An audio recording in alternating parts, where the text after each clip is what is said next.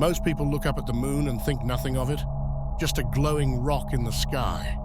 Beautiful, sure, but harmless. What if that's not the whole story? Today, we're diving into a topic that's as obscure as it is controversial. The theory that the moon might actually be a machine, one designed to harvest souls. We know it sounds insane, but stay with us. This isn't about convincing anyone or pushing an agenda. We're not here to tell you what to believe. Our goal, as always, is to present the information, connect the dots from different traditions, and let you draw your own conclusions. Whether you end up agreeing or not, we promise, this will change the way you see the moon forever. Let's begin. We've lived under the light of the moon for as long as human memory reaches. It's etched into myth, calendar systems, and religious rites. But for something so present, so visible, the moon remains deeply unexplained. Not just symbolically, but in terms of its physical and astronomical behavior. Let's start with its motion. The moon is locked in what's called synchronous rotation.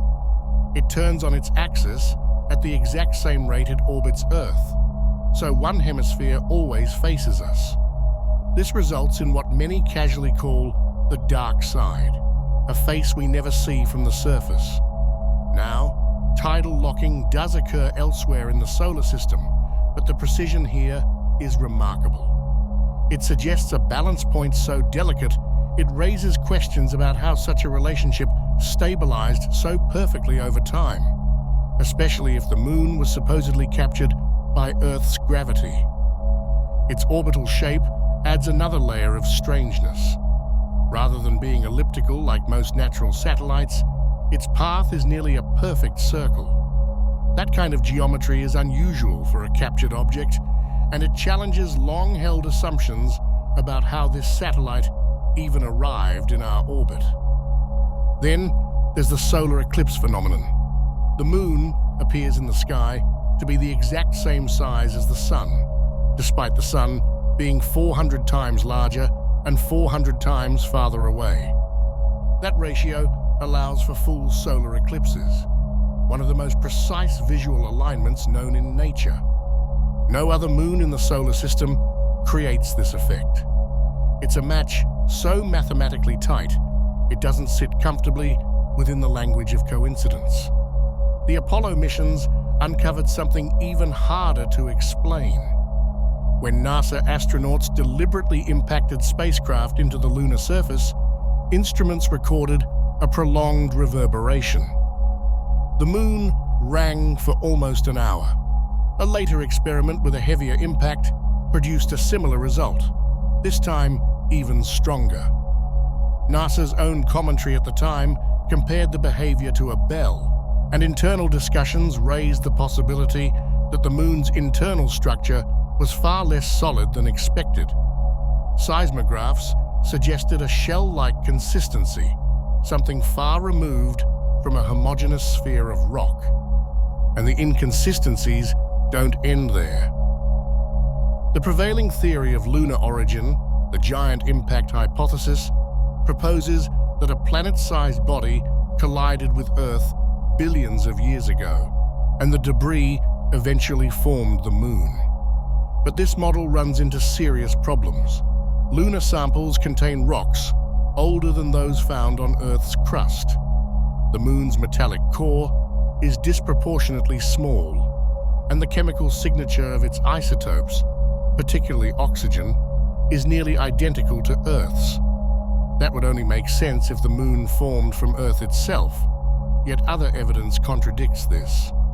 In 1970, Soviet researchers Mikhail Vasin and Alexander Sherbakov proposed a model that challenged everything taught in conventional astronomy. Their idea, published through a respected scientific outlet, argued that the moon might be an artificial construct, a shell-like body placed into orbit intentionally. Their reasoning was based not on wild speculation, but on the unresolved anomalies that continue to surround the moon's formation, structure, and behavior. Later researchers like Norman Berggren and Stuart Wilde would revisit these ideas, pointing to observations and patterns that suggest the moon may serve functions beyond what science is willing to publicly explore. Some hypothesize it's a kind of monitoring station. Others describe it as a structure designed to regulate life on Earth in ways we don't yet fully understand. The key point here isn't to leap to conclusions, but to acknowledge that the moon resists simple classification. Its orbit, composition, and resonance all deviate from the expected. And when so many core features refuse to conform to natural models, the question is no longer, what is the moon made of? But what role does it play? If the moon challenges our scientific models today, it's worth asking whether ancient civilizations may have noticed the same inconsistencies, or even remembered a time before it was present at all. That might sound extreme, but there are texts, many of them overlooked by modern scholarship, that record exactly that. And they don't come from fringe sources. They come from some of the most respected thinkers of antiquity. The Neoplatonic philosopher Proclus, drawing from even earlier traditions, wrote that the Arcadians, an ancient Greek people, were pre-Selenites, meaning they lived before the appearance of the moon in the sky. These weren't vague metaphors or poetic flourishes. They were statements rooted in what these cultures believed to be historical memory. Plutarch, in his work Moralia, mentions tribes who inhabited the earth before the moon was in the heavens. Aristotle, too, refers briefly to very ancient peoples who existed in a time when there was no moon. And one of the clearest expressions comes again from Plutarch himself. There were men before the moon existed. Across the Atlantic, similar patterns emerge. Among the Chibcha of present-day Colombia, stories were passed down of a dark age, not metaphorical darkness, but a literal absence of moonlight. In their myth, the moon arrived suddenly, marking a period of disruption and change. Some Andean traditions speak of a long night that ended only with the appearance of a strange new light in the sky, cold, pale, and unfamiliar. In Mesoamerica, certain myths describe violent conflicts among celestial beings, culminating in the moon's sudden emergence. In these accounts, it doesn't evolve gradually or form naturally. It appears, often as the result of dramatic, even catastrophic events. These traditions are separated by geography, language, and culture, yet they converge on one core idea. The moon has not always been there, and its arrival was remembered as a moment of upheaval. Now, that doesn't mean we need to abandon scientific models or jump to alternative explanations, but it does suggest we should at least listen to what these ancient cultures were trying to say, without automatically reducing everything to allegory or myth. Because when different civilizations, with no contact between them, describe a sky that once lacked the moon, and describe its arrival as abrupt and consequential, that shared memory becomes difficult to ignore. The question, then, is not whether these accounts are literally true in every detail. The question is, what kind of event would leave that strong an imprint across cultures? And why do we insist on viewing all such records through a purely symbolic lens? Perhaps these traditions preserved a kind of historical perception, one not recorded in stone, but carried through oral memory and sacred myth. And if so, it raises further questions about how we interpret cosmic history, and who gets to decide what counts as evidence. We're not drawing conclusions here, but when the past speaks, in old texts, in stories, in silence, sometimes it's worth stopping to listen. Because the moon may be more recent, more disruptive, and more deliberately placed into memory than we've been taught to believe. If what we've explored so far is true, if this system of reincarnation, forgetfulness, and return is more than just symbolic, then the next logical question emerges with full weight. Who designed it? More importantly, who sustains it? This isn't a question of science fiction, it's one of cosmology. Because in many of the world's most ancient and secretive systems, the cycle of incarnation is not portrayed as a natural law, but as a mechanism. And like any mechanism, it implies engineering. We begin with Gnosticism, one of the most radically subversive frameworks of early spirituality.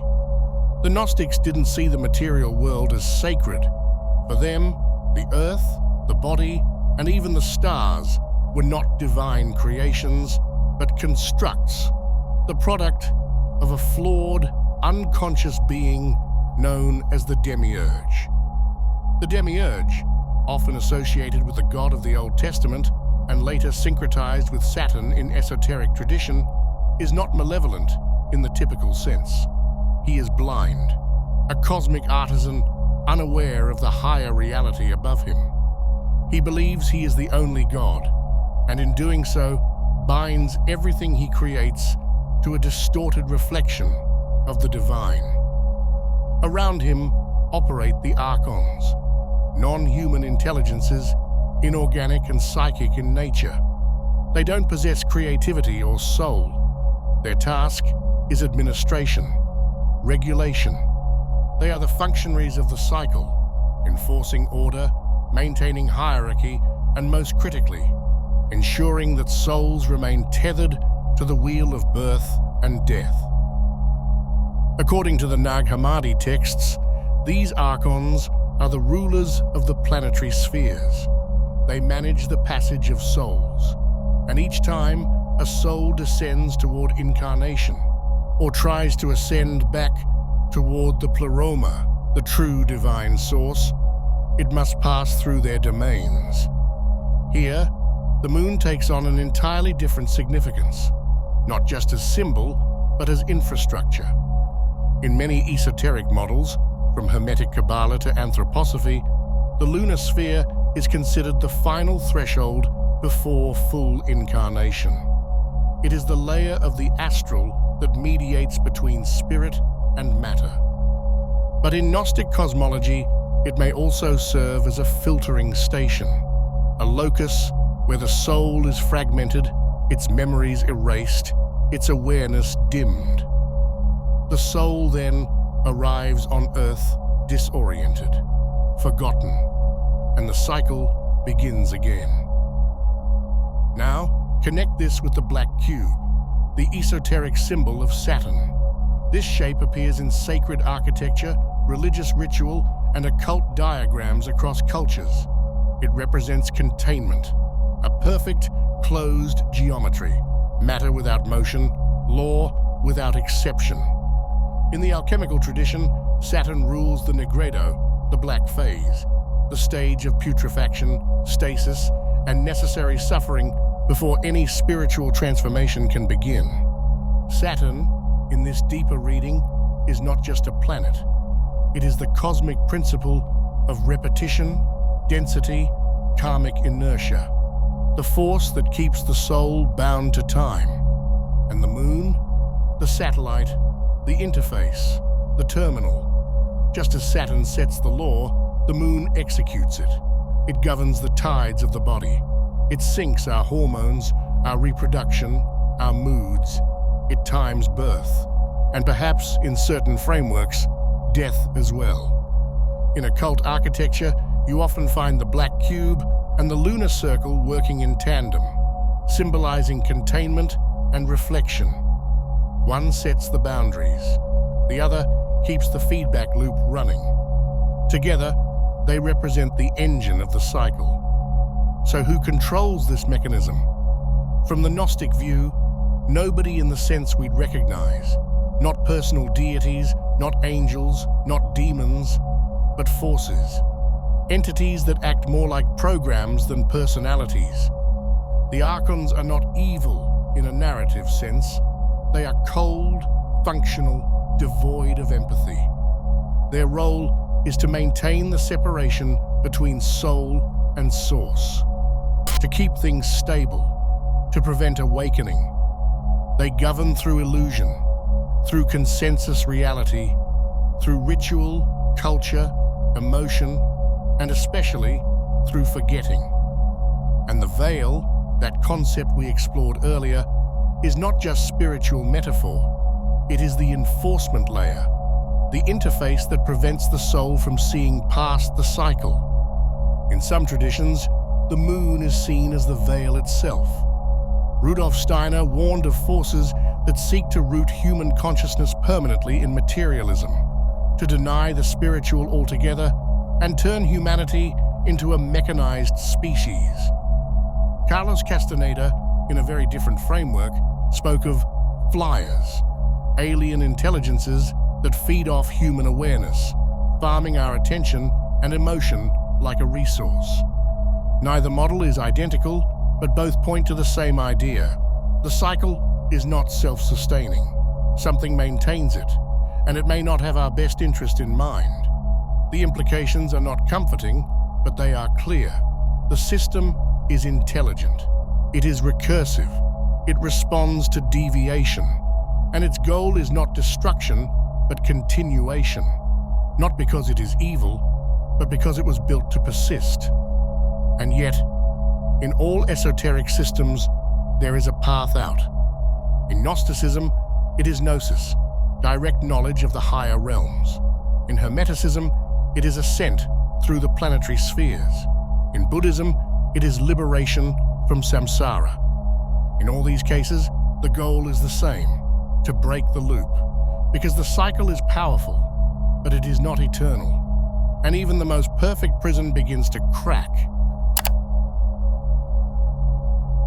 If what ancient esoteric systems and mystics have described is true, if we are living inside a controlled mechanism maintained by non-human forces, then death, the final frontier of our experience, may not be what we believe it to be. Traditionally, death is viewed as a return to the source, a liberation of the soul, a gentle falling away of the body, followed by ascent into the higher planes. But a darker possibility has been emerging, not just in modern esoteric circles, but across scattered and suppressed traditions, suggesting that death itself may be part of the trap. That what lies beyond the body is not freedom, but redirection.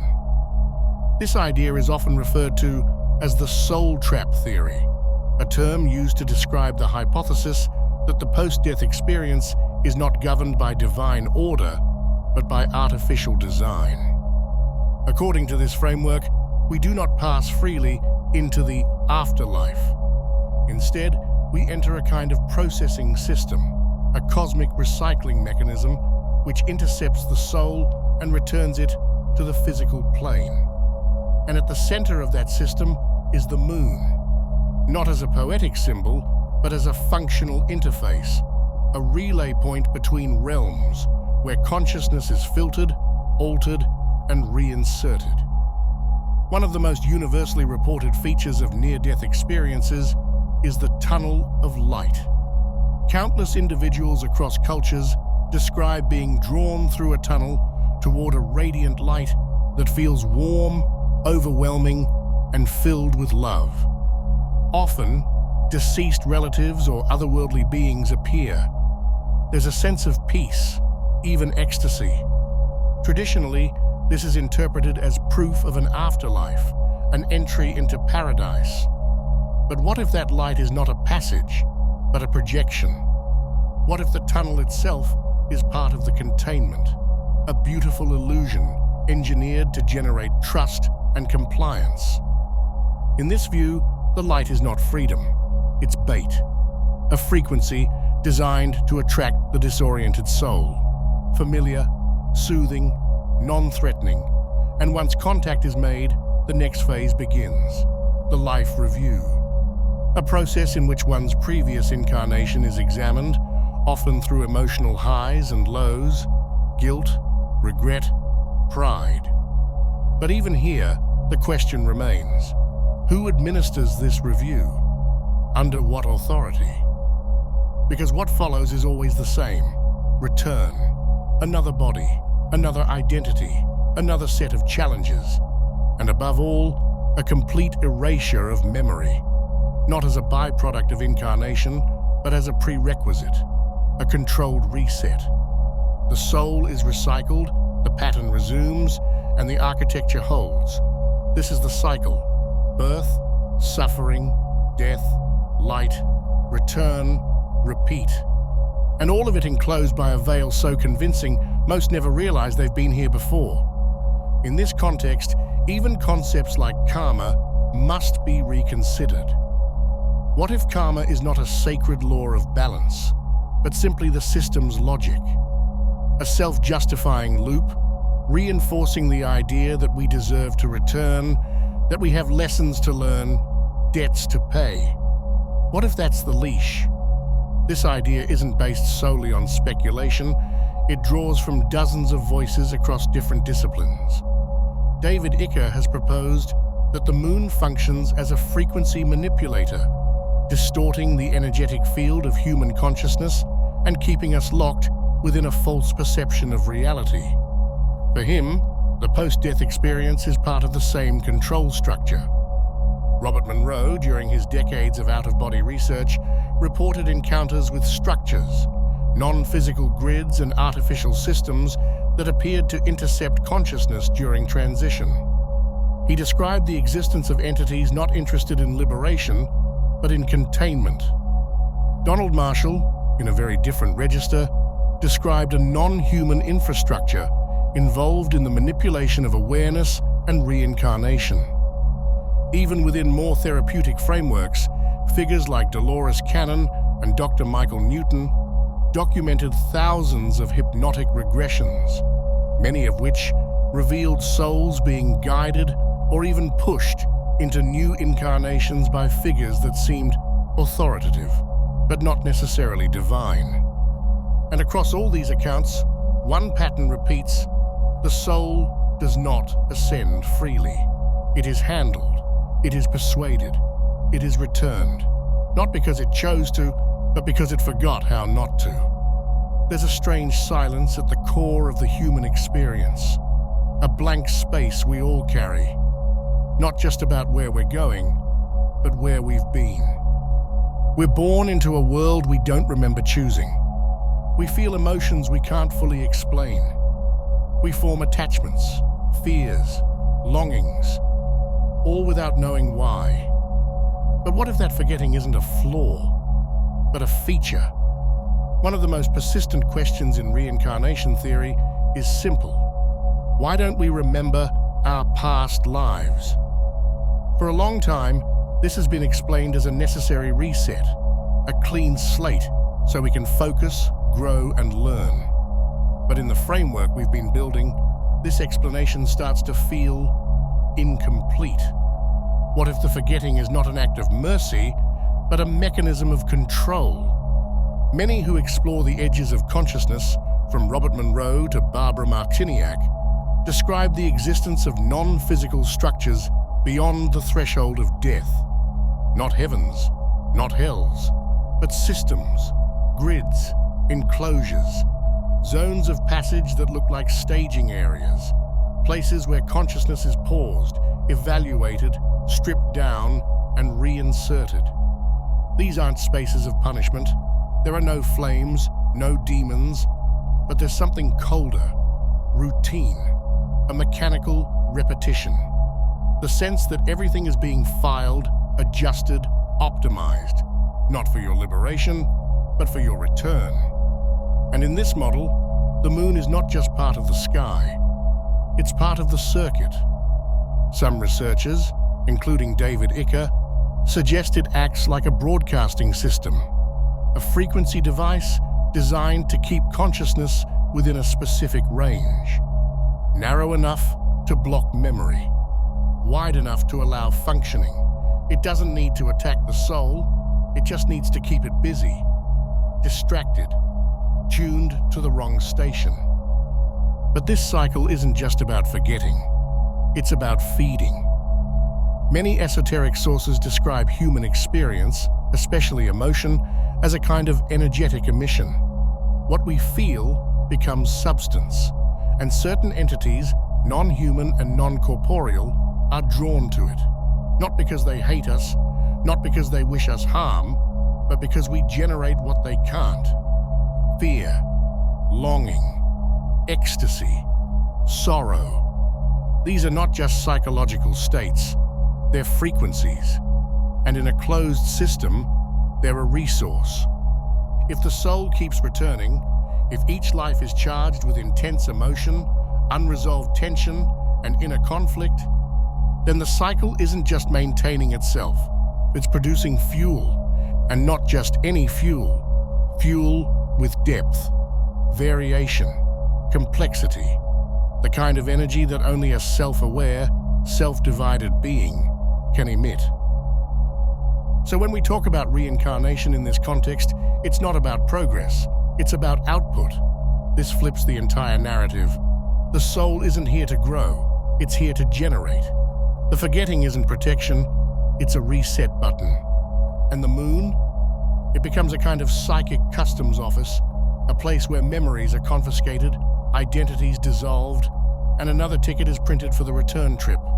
Not with malice, not even with interest, but with protocol. This is not the story of evil beings pulling strings. It's the story of a machine that no longer knows why it runs, only that it must. And as long as you forget, it keeps running.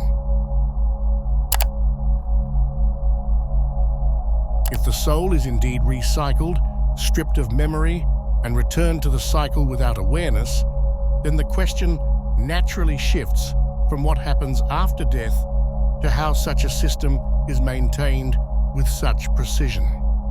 It is one thing to propose an architecture of reincarnation, quite another to explain the mechanisms that keep it intact.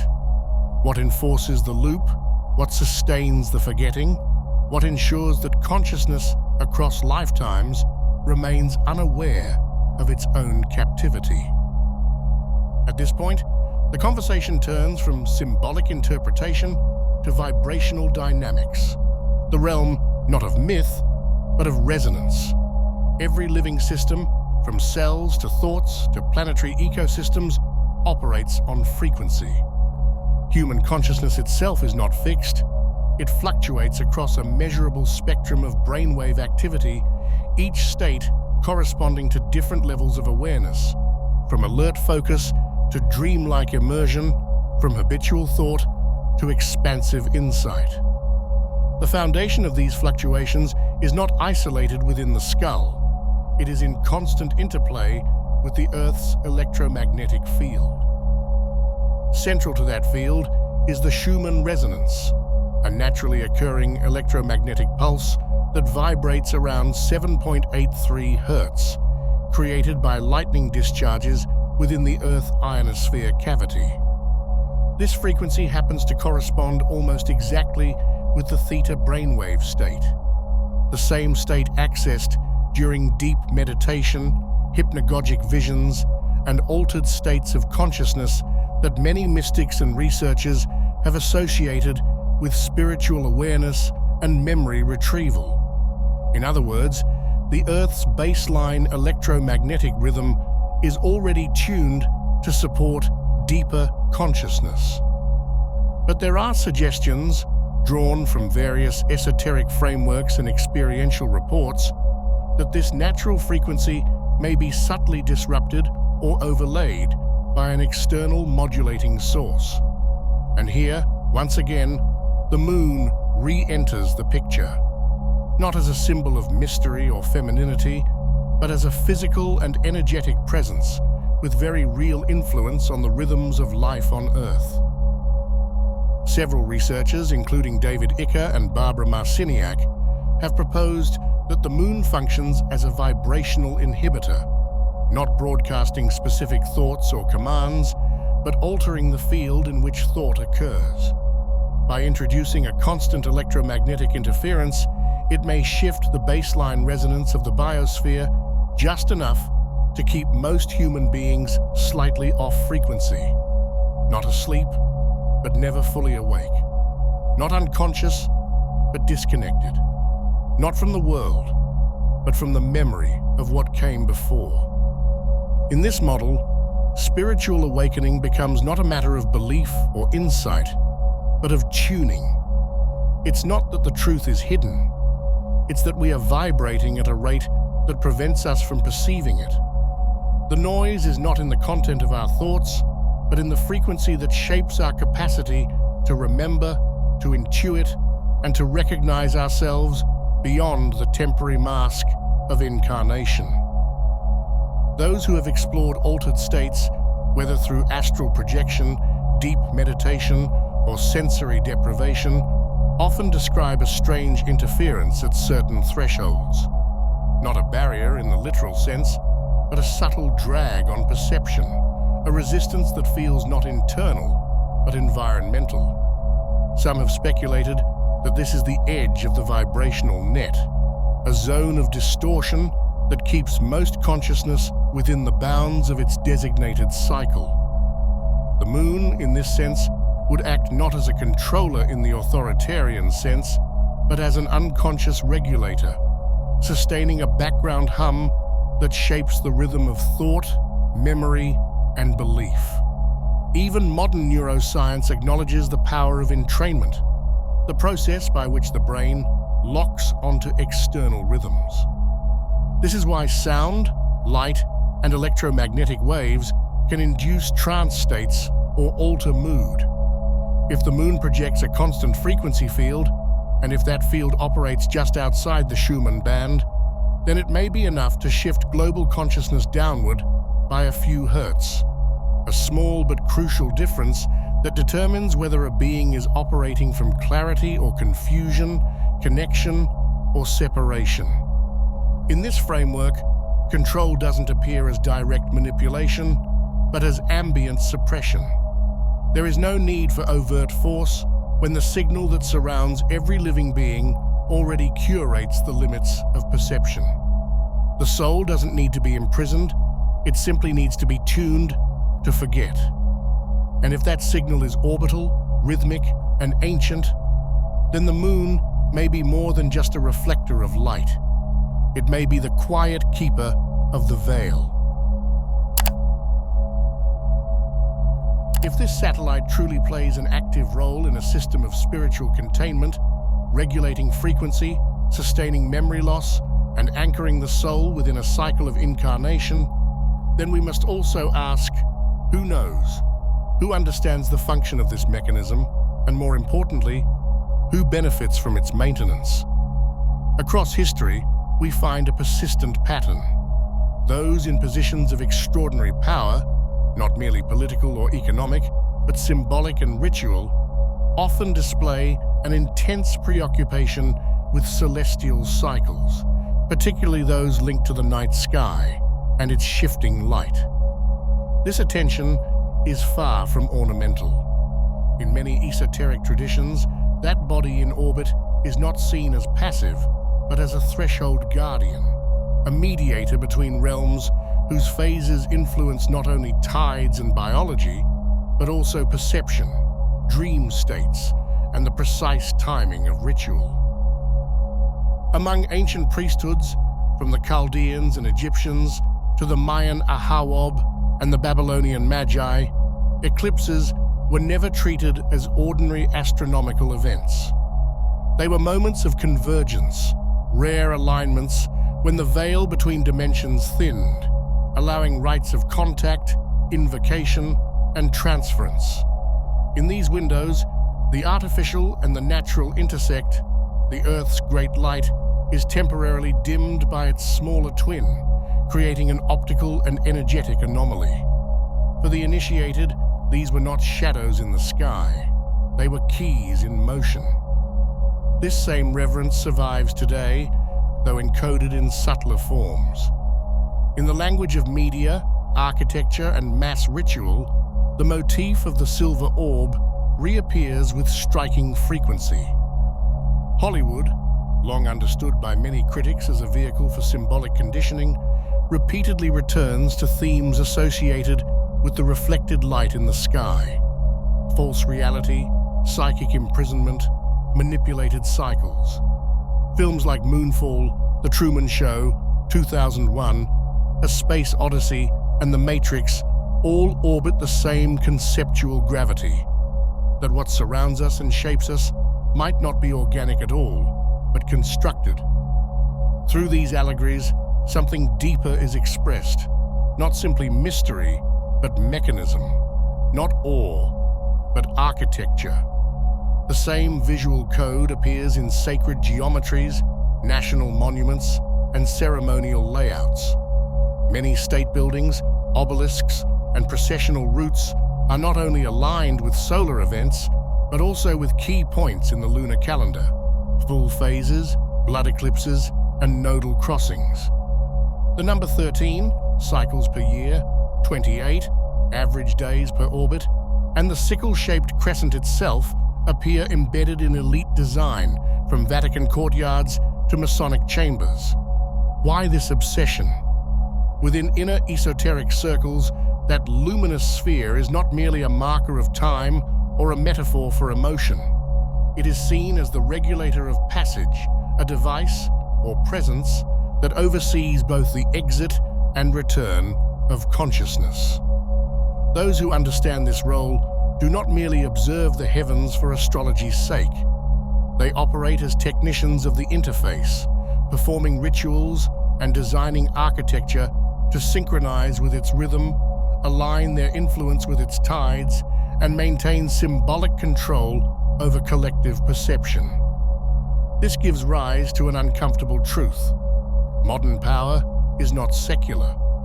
Though it may adopt the language of bureaucracy, science, or entertainment, beneath its surface lies a ritual priesthood. Not in vestments or temples, but in boardrooms, sound stages, and global ceremonies. These are the custodians of the loop, those who oversee the psychic narrative of civilization by working in harmony with the rhythm of that orbiting mirror.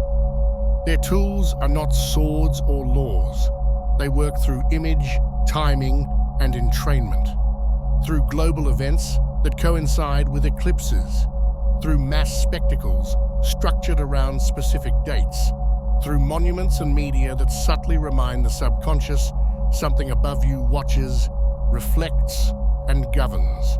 And just as the ancient initiate once aligned with the night sky to transcend the mortal shell, this modern priesthood aligns with it to ensure that threshold remains sealed, at least for most.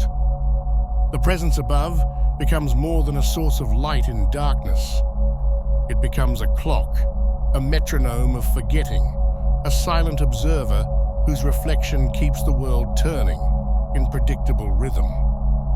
Because to rule a realm of sleeping souls, brute force isn't necessary. You only need to synchronize their consciousness to the right phase at the right time.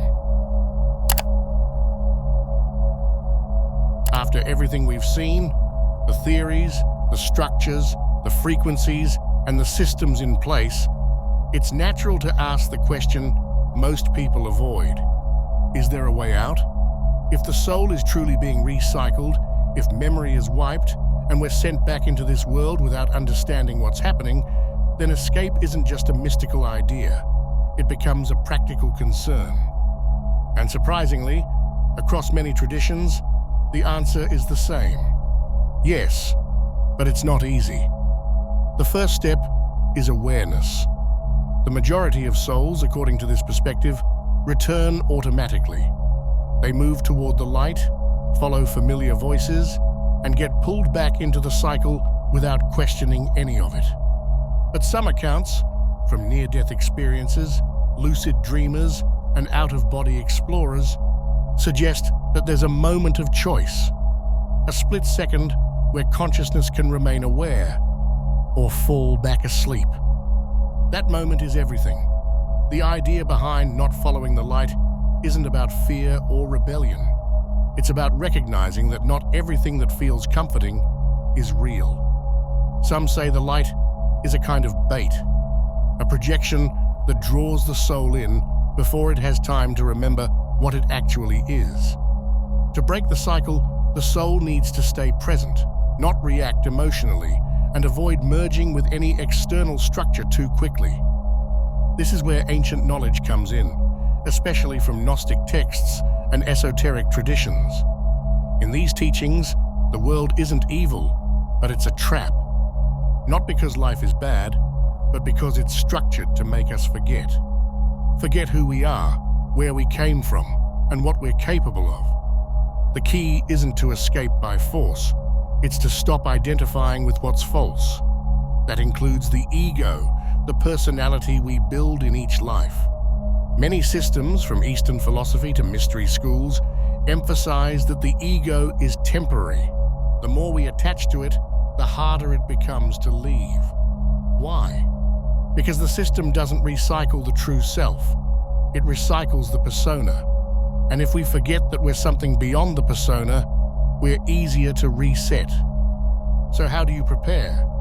There are actual practices, not theories, that train the mind to stay aware during transitions. Tibetan dream yoga, conscious astral projection, deep meditation, and lucid death practices all aim at the same thing: staying awake when the physical body shuts down. Some traditions teach the soul to recognize the false light and navigate past it.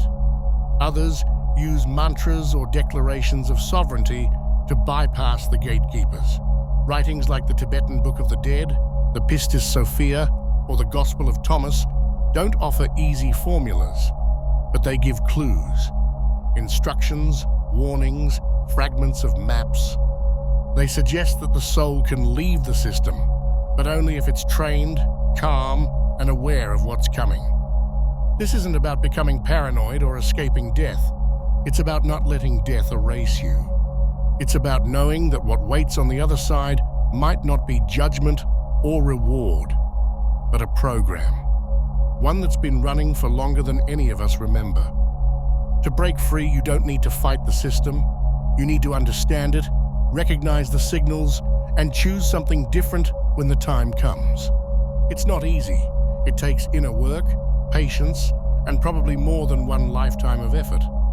But if even one soul can wake up during that transition, then the cycle isn't absolute.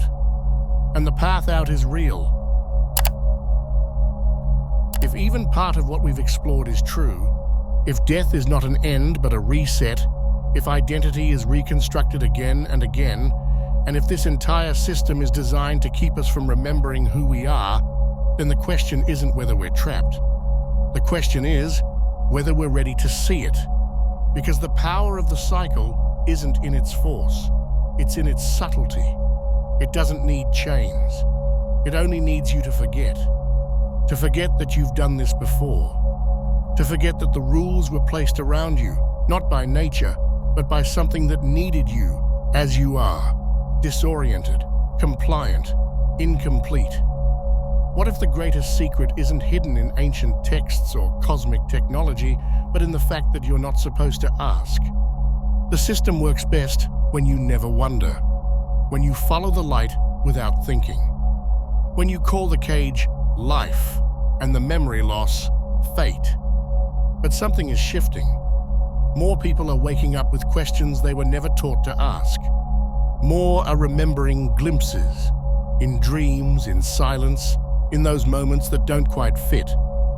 And once that process starts, once the illusion is seen clearly, it doesn't fully repair itself. You start to sense it in everyday things. The timing of events, the push toward conformity, the moments that feel rehearsed. And in that noticing, quiet, internal, persistent, the structure begins to crack. Escaping the cycle isn't about escape in the traditional sense. It's about refusing to participate unconsciously. It's about becoming unprogrammable, unrepeatable,